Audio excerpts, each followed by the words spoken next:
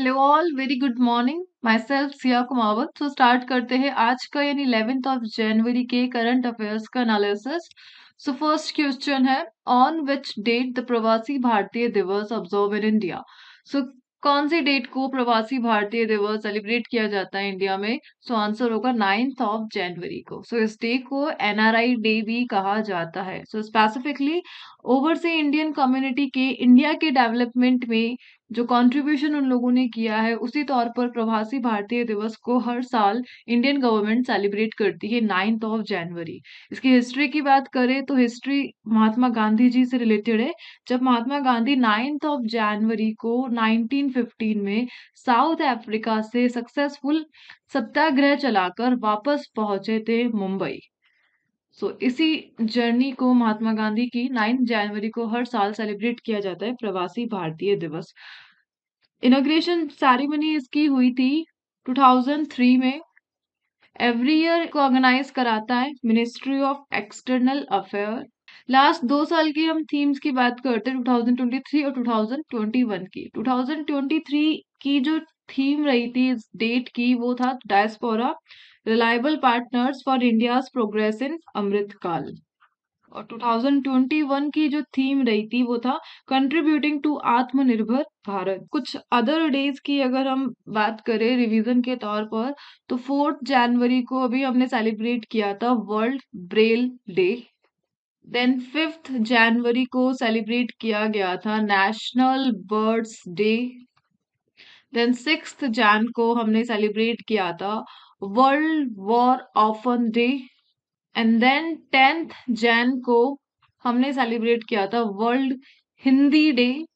और आज 11th जनवरी हो गई है। आज एक्चुअल में क्या है, 11 जनवरी डेथ एनिवर्सरी है लाल बहादुर शास्त्री, जो कि हमारे प्राइम मिनिस्टर रह चुके थे, लाल बहादुर शास्त्री। इनकी डेथ एनिवर्सरी है। और कल 12th जनवरी को हम सेलिब्रेट कर रहे होंगे national youth day, Swami Vivekananda की बर्थ एनिवर्सरी।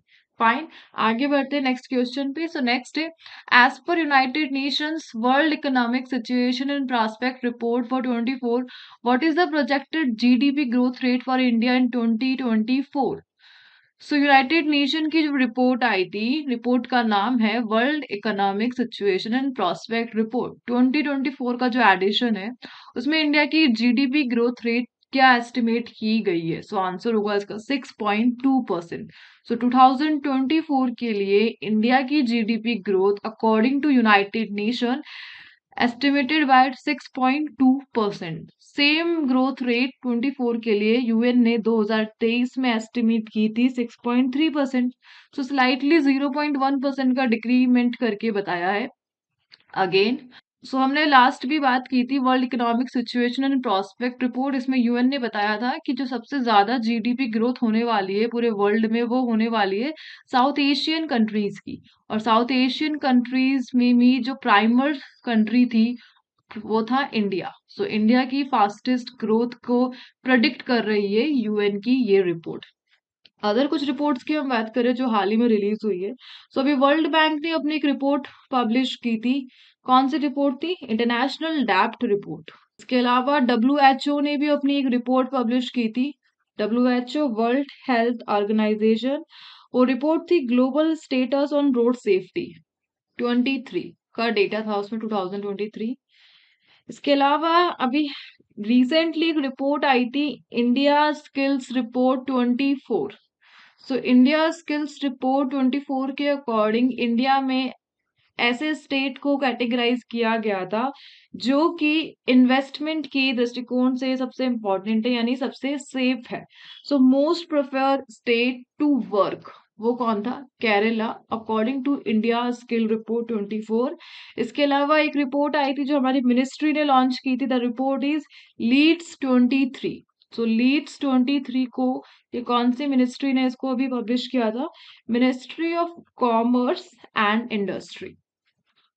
सो ये हाल ही फिलहाल की रिपोर्ट्स हो गई जो अभी हमने पढ़ी थी। आगे बढ़ते नेक्स्ट क्वेश्चन पे। नेक्स्ट है, Wancho wooden craft which has recently receive a geographical indication GI tag belongs to which state? तो जीआई टैग मिला है किस स्टेट के वांचो वुडन क्राफ्ट को? सो आंसर होगा अरुणाचल प्रदेश। सो रिसेंटली अरुणाचल प्रदेश के 3 प्रोडक्ट्स को जीआई टैग मिला है। जो 3 प्रोडक्ट है उसमें पहला तो वहां की जिंजर है अरुणाचल प्रदेश की, जिसका नाम है आदि केके।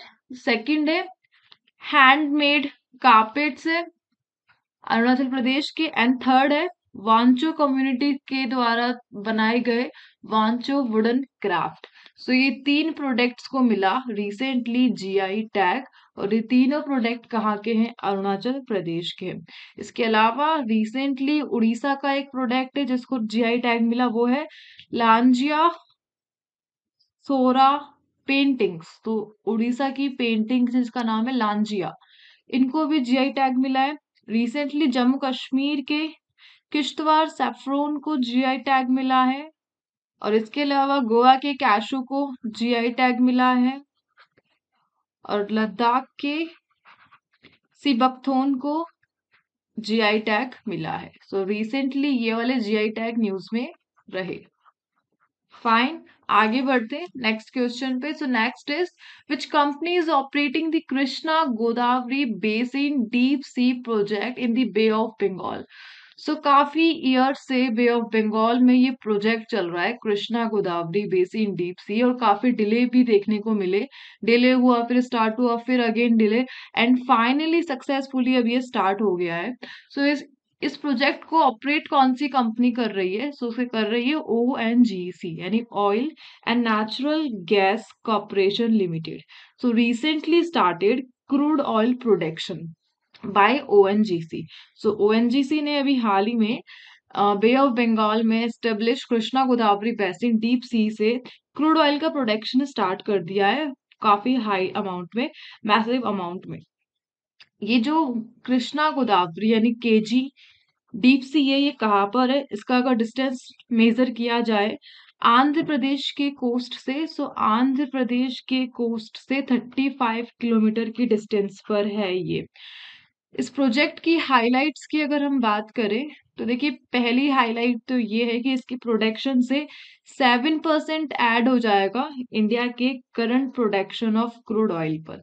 सो इंडिया का जो भी अभी करंट प्रोडक्शन है, आफ्टर दिस 7% का एडिशनल प्रोडक्शन आ जाएगा इंडिया के पास। फाइन, ये प्रोजेक्ट को नाम दिया गया है, यानी किस ब्लॉक में है ये? सो कृष्णा गोदावरी DWN98/2, ये इसका ब्लॉक है लोकेटेड, इसके लोकेशन के लिए। सो अभी तक जो इंडिया है अपने मेजॉरिटी यूजेस के लिए, अभी तक इंडिया अपने क्रूड ऑयल के यूज के लिए इंपोर्ट पर डिपेंड करता है। इंडिया का लगभग 85% जो क्रूड ऑयल है वो बाहर के देशों से इंपोर्ट किया जाता है, और इस प्रकार जो इंडिया है उसकी रैंकिंग है थर्ड, यानी थर्ड लार्जेस्ट कंज्यूमर है वो क्रूड ऑयल का।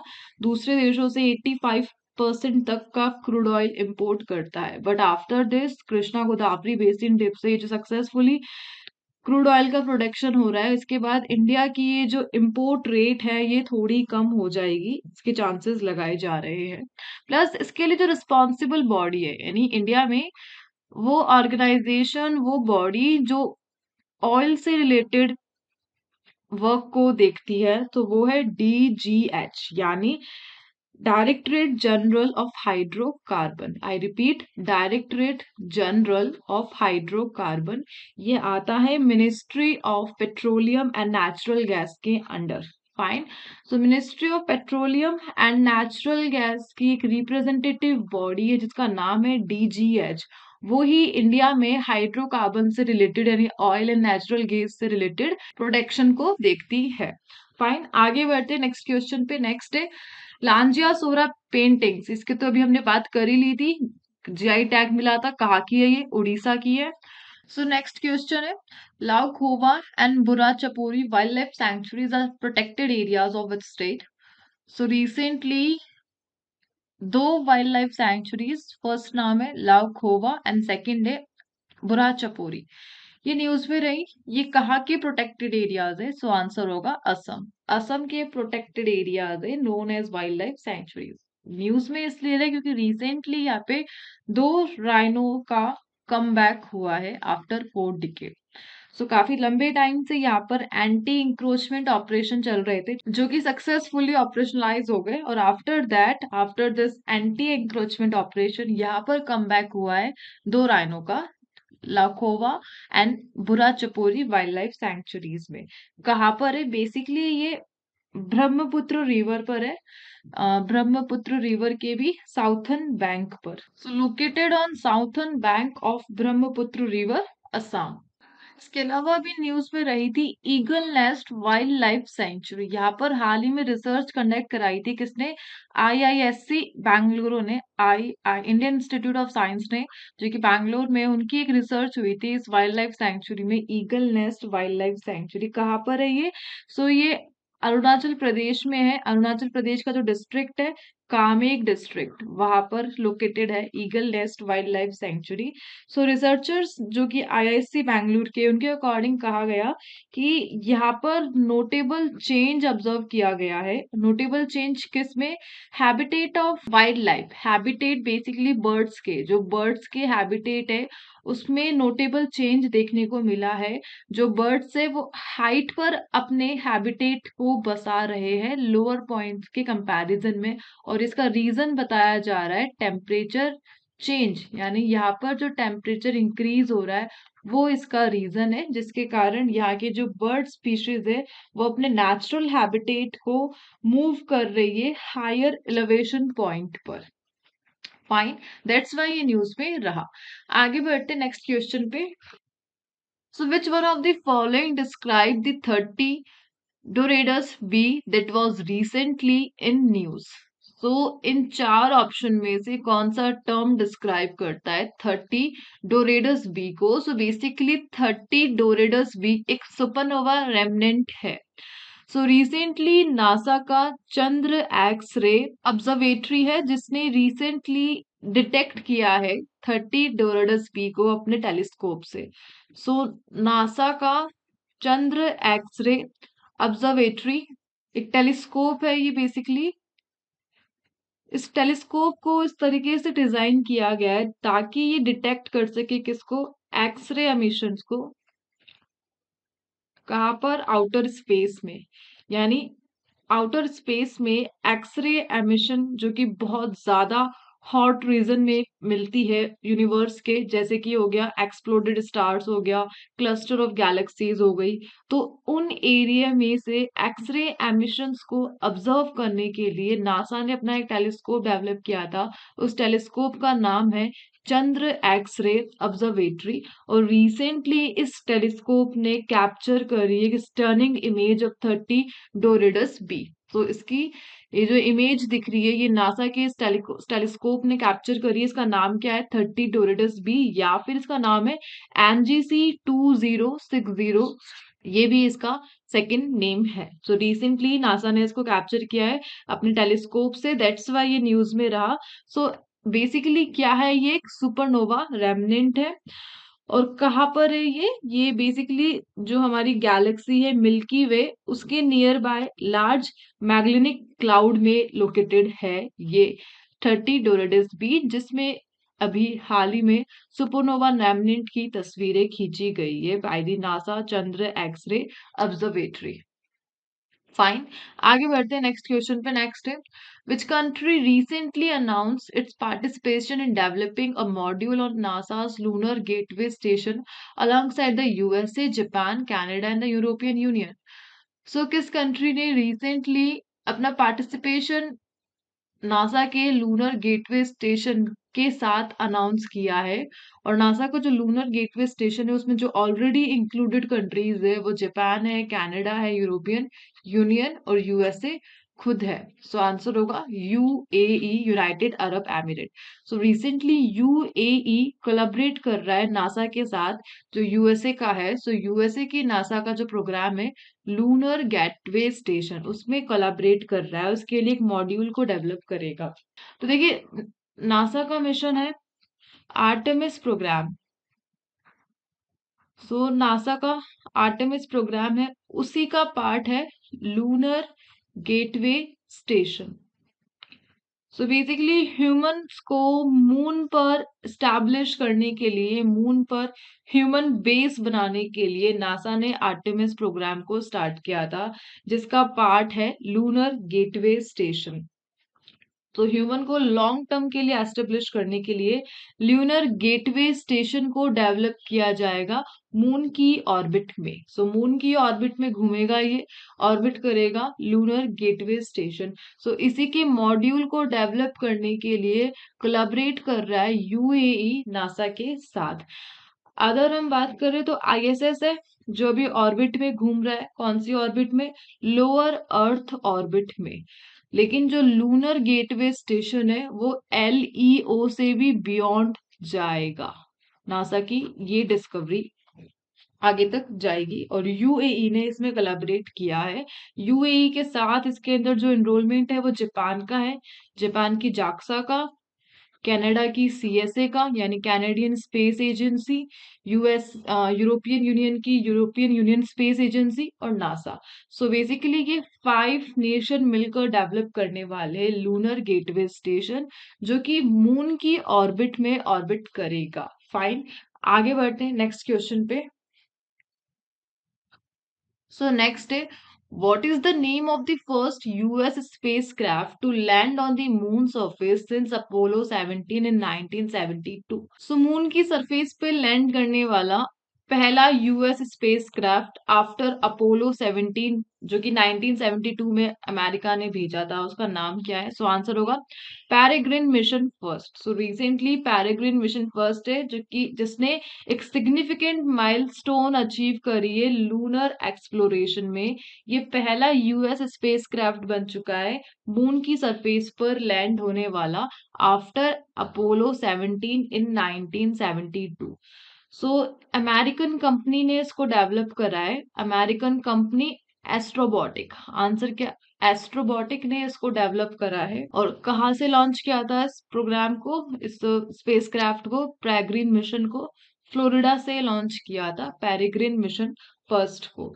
तो देखिए, अजीब बात ये है कि जो स्पेसक्राफ्ट है ये अपने साथ डीएनए लेकर गया था, और डीएनए भी फेमस पर्सनालिटीज की, जस्ट लाइक यूएस के प्रीवियस प्रेसिडेंट हो गए such as John F Kennedy, और इसके अलावा सम अदर आइकॉनिक फिगर्स के डीएनए अपने साथ लेके गया है यूएसए का ये peregrine mission first, developed by एस्ट्रोबॉटिक, जो कि अमेरिका की एक प्राइवेट कंपनी है। फाइन, आगे बढ़ते नेक्स्ट क्वेश्चन पे। नेक्स्ट है the term operation shadow play that was recently news is related to which country? So एक टर्म की बात की जा रही है जिस टर्म का नाम है ऑपरेशन शेडो प्ले। किस कंट्री से रिलेटेड है? सो आंसर होगा चाइना से रिलेटेड है ये। देखिए, रिसेंटली ऑस्ट्रेलिया का इंस्टीट्यूट है ASPI, Australian strategic policy institute, इन्होंने अनकवर किया है एक यूट्यूब ग्रुप को जो प्रमोट कर रहा है चाइना को और क्रिटिसाइज कर रहा है यूएसए को। सो रिसेंटली ASPI ने अनकवर किया है a network of YouTube channel named as operation shadow play.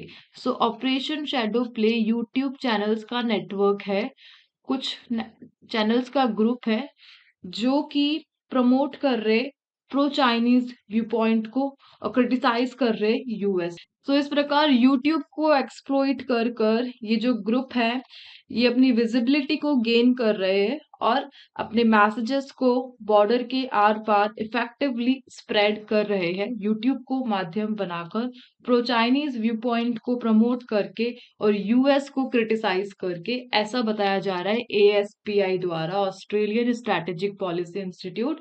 So operation shadow play a group of YouTube network जो चाइना को प्रमोट करने में लगा पड़ा है। फाइन, सो इसी के साथ ही सेशन होता है यहाँ पे कंप्लीट। मिलते हैं अगले सेशन के साथ।